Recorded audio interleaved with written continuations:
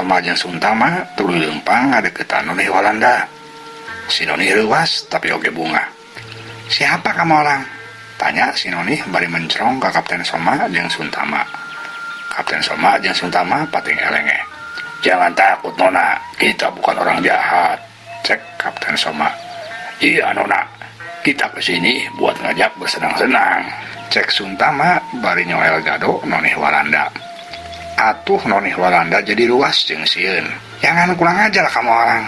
Ik bisa laporin kamu orang sama Menir Edward. Awas kamu jangan macam-macam," cek si Noni bari ngesod undur-unduran. Nempok Noni Walanda siga sieun kitu, Kapten Soma jeung Suntama kalah bungah. Jeung malahan mahena kalah beuki nafsu. Cidong Suntama luncat mebruk ka Noni Walanda. Awak si Noni ditindihan bari jeung dua leungeunna diteken kana taneuh. Atuh si Noni Walanda totojeran hayang leupas. Ari sungutna dibekem. Beungeut si Noni mani pucet bakating ku sieun. "Ngajadau sia di Kang Walanda. Pida oge ku dewek teh rek diajak bubungahan. Hese pisan," cek Suntama bari salah sahiji leungeunna rek karogoh kana baju Noni Walanda.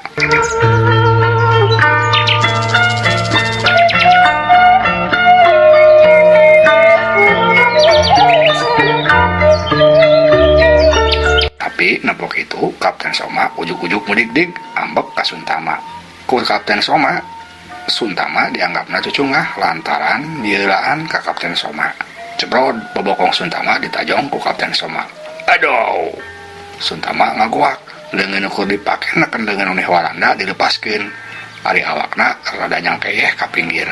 Kasempatan eta digunakeun sahade-hadena ku Noni Walanda. Tuh si Noni diangkat pakai ngajul bobogan Suntama. Bek, aduh! Suntama ngagoak deui bae. Sigana endog manukna meureun karasa mules.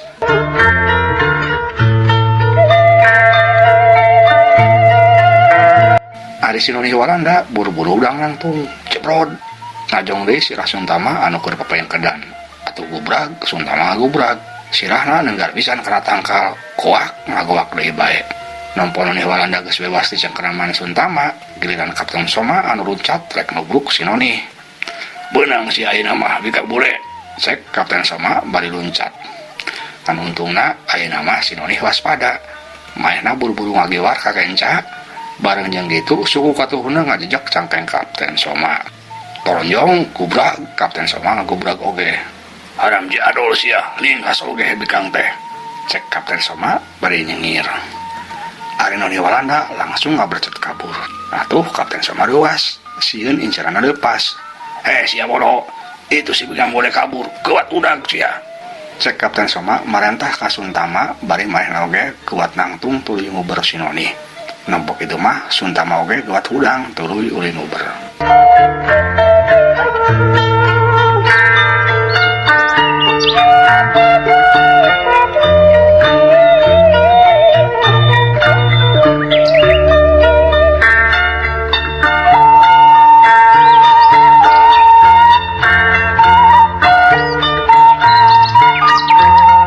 Ari Noni Walanda terus lompat kabur teu sirikna nutug-nutugkeun maneh. Bitisna anu geus barared lantaran titarajong kana cocok jeung are geus teu dirasa. Pikirna nu penting manehna salamet. Sampai di hiji tempat si Noni geus bener-bener ngarasa capek. Luak liuk neangan panyumputan. Pas kabeneran deukeut manehna aya hiji tangkal rada hieum. Tuluy si Noni maksakeun naek nyumput di luhur tangkal.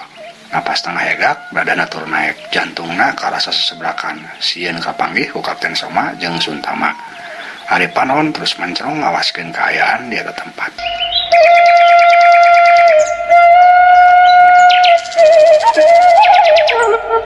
Teu lila katempo Kapten Soma jeung Suntama mujung hul ka tempat eta. Atuh si Noni Walanda beuki leunyapan bae. Maena terus nyempot dina dahan tukang tangkal. Ari Kapten Soma kadengeur ambek-ambekan lantaran ngarasa kalingitan pitapak incerana. "Haram jadol, kandi indit nasi bukang bule.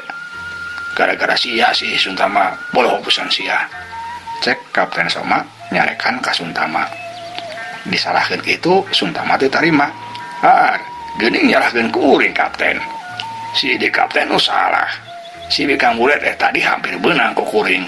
Ari Kapten kalah najong bobokong kuring. Atuh jadina leupas," Tembang Suntama Malik jalahkeun. Da sia atuh teu nyaho dicedok. Tengah hargaan ka dewek pimpinan. Yeuh, sakuduna dewek ti heula lain sia ti heula. Cek Kapten Soma embung disalahkeun.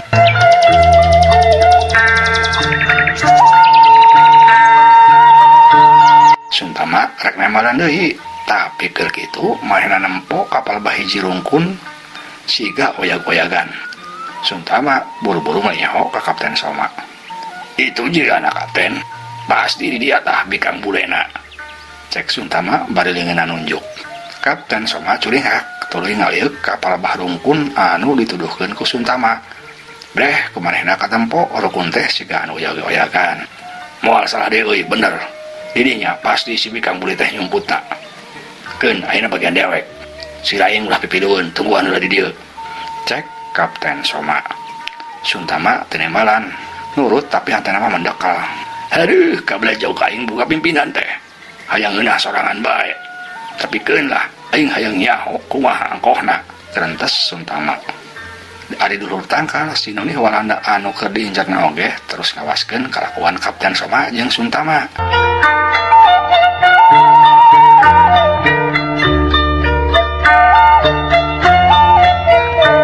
Ari Kapten Soma terus leumpang ngadeukeutan rungkun anu disangkana tempat penyumputan Noni Walanda. Leumpangna ku kuliwedan mani hati-hati pisan. Malah teu sidikna sukuna jengke-jengke bae lantaran cek pikirna embung ngagarawahkeun Noni Walanda. Teu kungsi lila Kapten Soma katempo geus deukeut kana rungkun. Reg manehna eureun deui. Katempo suruh ngasarenge sorangan. Hasil aing pasti ayeuna mah geus kabayang ku aing kumaha ke ku aing eta si bikang Walanda. Kerentes Kapten Soma. Kumanehna geus kabayang bae lamun geus hasil nangkrep si Noni Walanda. Wah, pokona mah cek pikirna Kapten Soma dadau cenah. Ngares eta pikirna sigana si Kapten Soma ya. Abi aing teu gagal deui, sigana aing kudu siap-siap ti dieu mula ieu. Kerentesna deui. Kapten Soma tuluy mukaan baju jeung calanana, kitu oge sapatuna dilahan. Malahan pestol anu nogelna oge dina cangkeng di udaran. Tuluy ditunda dina jukut. Katempo Kapten Soma ayeuna mah tinggal make kolor jeung kaos singlet bae.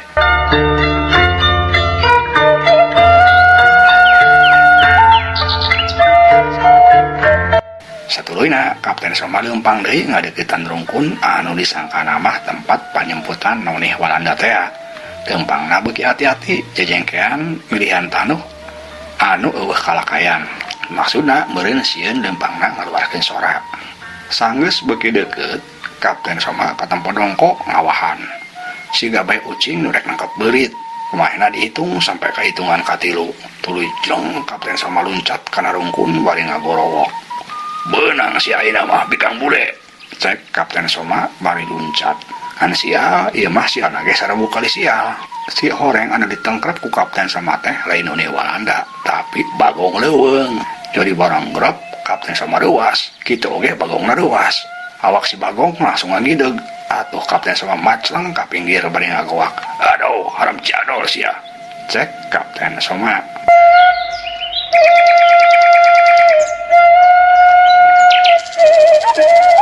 Di pihak sejen, bagong sigana ambek oge lantaran ngerasa kaganggu.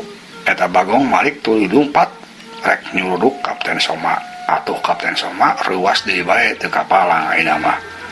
Maena buru-buru hudang tuluy plecet lompat kabur bari tulung-tulungan. Tulung Suntama, tulung. Cek Kapten Soma bari lompat di udag-udag bagong.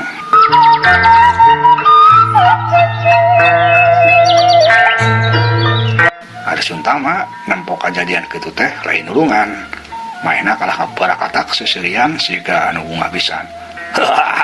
Kalah sa teh sia Kapten Gejul. Akan tah bagong busia. Cek Suntama. Di pihak sejen Noni Walanda anu keur nyumput dina leuweuh tangkal. Maena oge ngarasa kagugu nempo eta kajadian. Teu sadar si Noni malah kalah ahkei-ahkeyan seserian siga anu bunga pisan. Serina si Noni kadingin ku Suntama atuh maena curinghak. Tuluy nenggak nempo kana luhur tangkal anu dipake nyumput ku si Noni. Breh katempo kumaha si Noni Walanda keur nangtung dina dahan. Nempo itu Suntama meni bungah pisan. Tuluy lempang nyamperkeun ka si Noni. Dasar bikang bule boloho sia, turun sia. Mun teu turun ditembak sia ku aing, cek Suntama bari nodongkeun pistolna. Atuh si Noni Walanda meuni leuwas, beutna langsung sepak, awakna ngageter, jantungna deg-degan. Ku Suntama diancam deui bari ditodong ku pistol. Geuwat turun sia, bet hese pisan sia rek diajak sosonoan bae ge. Geuwat turun sia, cek Suntama bari angger nodongkeun pistolna. Adik itu mah daek teu daek Noni Walanda turun ngolosot lalahunan tina tangkal. Sanggeus aya di handap krep langsung ditangkrep ku Suntama. Tah kitu ngajedog sia. Ulah ngalawan. Lamun ngalawan modar sia. Cek Suntama bari tuluy awak si Noni diseret ka pelebah hiji rungkun. Ari si Noni teu walak aya, kapaksa nurutkeun kana kahayang Suntama. Tapi barang geus deukeut ka rungkun, si Noni Walanda ujug-ujug najong kana pepeuteuyan Suntama. Atuh celeng pistol nu keur dicekelna mah celeng. Haram jadol, kurang ajar sia. Dasar bikang boloho. Cek Suntama buru-buru grep ngadengkek beuheung si Noni. Si Noni teu walak aya deui, satuluyna digusur ka pelebah rungkun. Cag urang tunda heula.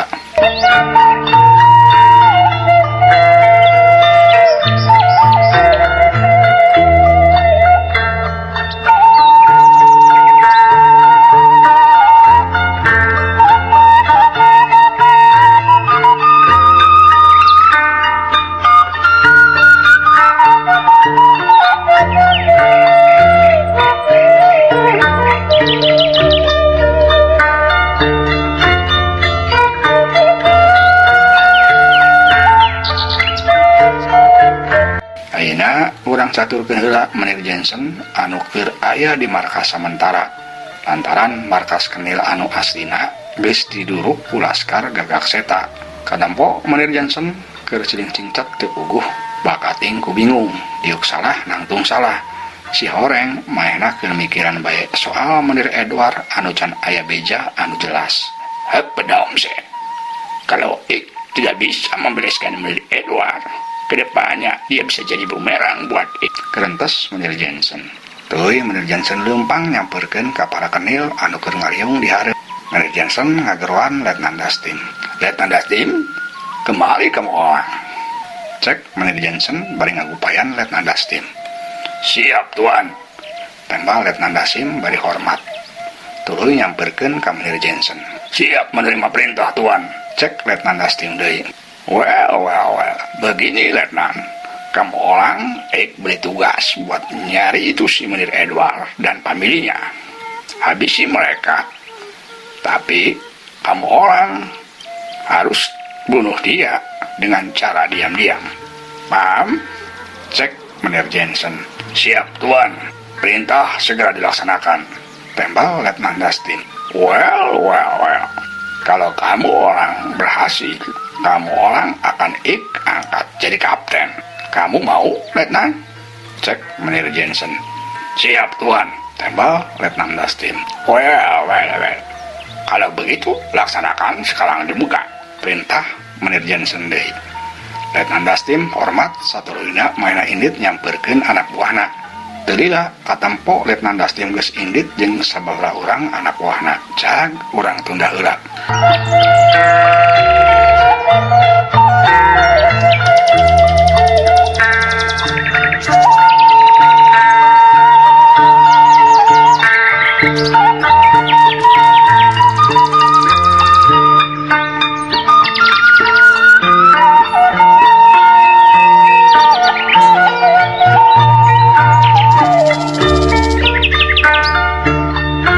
Ayeuna urang caturkeun Nyai Kembang anu keur aya di hiji tempat.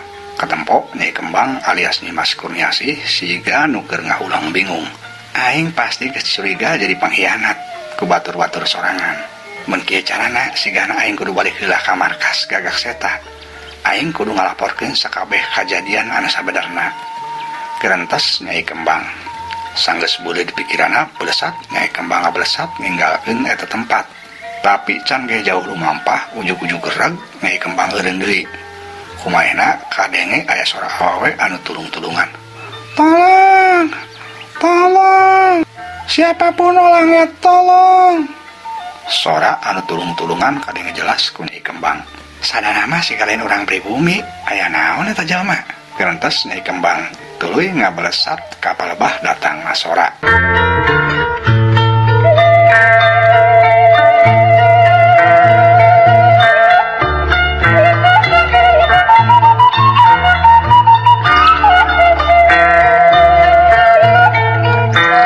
Di tempat sejen, teu jauh di tempat Nyai Kembang tadi, Den Arip anu keur lumampah neangan Nyai Kembang bari tumpak kudana kaget lantaran mahina oge ngadenge sora awewe anu tulung-tulungan. Den Arip buru-buru narik kang kudana reg kuda eureun. Sada aya awewe nu minta tulung, gentos Den Arip bari tuluy ngadedengekeun ti mana datangna sora.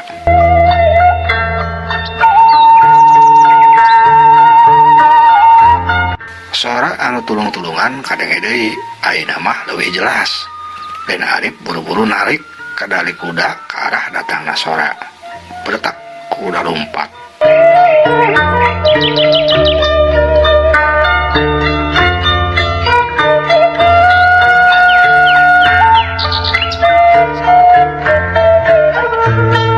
Ari nu tulung-tulungan si horeng nu Walanda tadi anu rek digueuna si tatea kahormatana ku Suntana. Katempo si Nonih keur ditidihan awakna ku Suntama, bajuna geus mimiti dilangsadan. "Palagi kamu ulang setan, palagi tolong!" cek Nonih Walanda bari marehna usaha ngabela diri. Beungeut Suntama dicakaran. Suntama beuki nafsu jeung ambek glepak si Nonih dicabok. "Ngajadog sia. Untuk daya kaya dog podaran si aku aing," cek Suntama. Tapi si Nonih Walanda terus bae ngalawan. Ku Suntama dicabok deui sababaraha kali.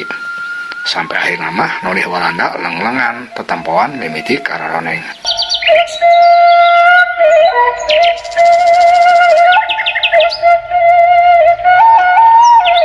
Nampo kitu Suntama siga beuki nafsu. Pakaian si Nonih terus dirangsadan. Tapi keur kitu ujug-ujug cebrod aya nu najong kana hulu Suntama. Aduh, gubrag Suntama ngagubrag. Tapi tuluy manehna buru-buru kudang deui. Orang breh si horeng aya Den Arip anu geus nangtung di hareupeun Suntama. Atuh Suntama leuwas. "Cilaka, geuning eta mah anggota gagak seta. Aing moal sanggup ngalawan eta jalma. Pada aing cilaka, mendingan aing kabur." Gerentos Suntama. Manehna buru-buru nangtung tuluy brecet kabur. Sanggeus Suntama kabur, tuluy Den Arip nyampeurkeun ka Nonih Walanda anu masih keneh ngagoler. Bajuna katempo geus sarangsad. Den Arip tuluy cingogo. "Kamu baik-baik aja, Nona?" tanya Den Arip. "Tuan, terima kasih, tapi tolong ini kepala ik pusing," tembak Nonih Walanda. Mata si Nonih mencrong kana rupa Den Arip. "Tampan juga ini orang pribumi. Kenapa jantung ik jadi deg-degan gini?" Gerentos si Nonih. Si horeng si Nonih langsung main naksir ka Den Arip. Si Nonih tuluy siga rek udang, tapi mainna ngahaja pura-pura teu kuat. Kayang si Nonih, memang mainna ditangkep ku Den Arip. Bener bae, ku Den Arip si Nonih tuluy diceklan leungeuna dibantuan si Nanangtung.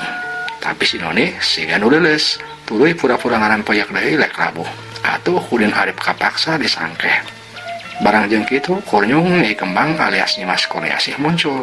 Maena langsung kaget olohok nampo Den Arip anu katempona siga anu keur nangkep Nonih Walanda. Keur mah eta baju si Nonih Walanda katempo rangsad sararoek. "Astagfirullahaladzim, Kang Arip," cek Nyimas Kurniasih. Den Arip kaget ngaliuk. Tapi Nyai Kembang geus kaburu ngablesat indit. "Nyai," cek Den Arip.